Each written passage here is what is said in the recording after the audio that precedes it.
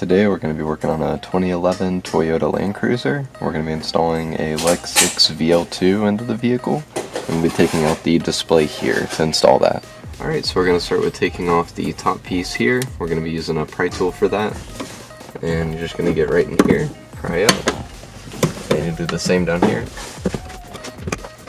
And once that's loose, we'll just slide it back a tiny bit so we can access these two screws.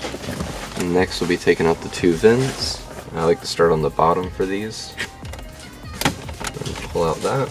And once you have the bottom out, then put your pry tool behind the top and pull on both, and that'll come out. You can just hang that down here for now, or you can remove the plug. We'll do the same over here. And now that we've got those loose, we're going to be removing the 4 10 mils. There's 2 on bottom and 2 here.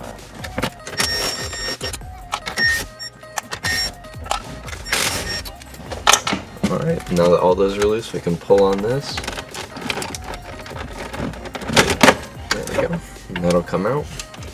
And now we can start disconnecting everything back here. So we're just going to disconnect everything back here so we can pull the display out fully. And one thing to note is we don't have our GVMF cable here plugged into the blue port. So since the vehicle doesn't have one, we won't be connecting anything to the female side of our GVMF harness, which we'll go over once we connect everything back here. Alright, so we're going to go ahead and connect everything back here. To start off with, we're connecting our MCF Lex 6Y cable. We've got a T-harness here and a T-harness here. So we're going to plug into our white 8-pin here, the female, and the 12-pin female.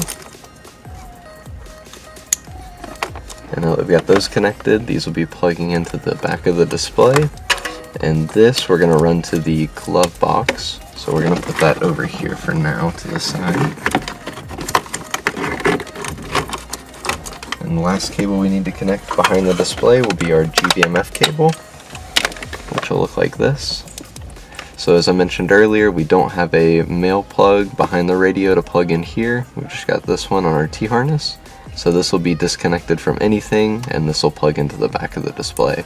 And this, of course, will go to the V-line. So we'll just run that through here. And from here, we're going to run these down to the glove box, and then we'll come back. Alright, so the accessory we're going to install in here is going to be the GPS antenna. And we're going to put that right on top of the speedometer right here, but behind the dash. There's a nice little flat spot for it. Alright, cool. Now that we've got that mounted, we're going to route that around over to the other 2 harnesses. Alright. And then we'll show you how we get these down to the glove box next. Alright, so we're going to be running our cables down to the glove box. To do that, we're going to be behind here, going in by the vent.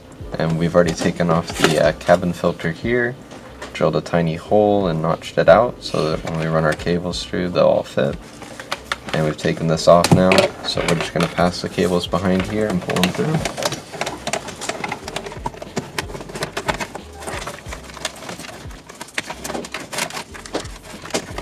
Now that we've got all these in here, we're going to cable manage all the slack that we have, put the V-line in here and plug it up, and from there we'll come back and show you how to reassemble everything. Alright, so we've got our V-line in the glove box here. We've kind of wire managed everything, and now we're ready to put the display back in, so we'll show you how to do that. Alright, so we're going to start connecting everything back here. First, we're just going to go ahead and connect our GVMF cable. In this vehicle, we did not have a factory one, so we're leaving this disconnected. If you do have a factory one, you do need to plug it into here. Alright, so we got everything plugged back in. We're just going to slide this into place now. You want to make sure you get the top parts in. There we go. And from here, we're going to go ahead and put in our screws, and then we'll put the rest of the trim back in. Alright, now those are in, we'll put in the vents.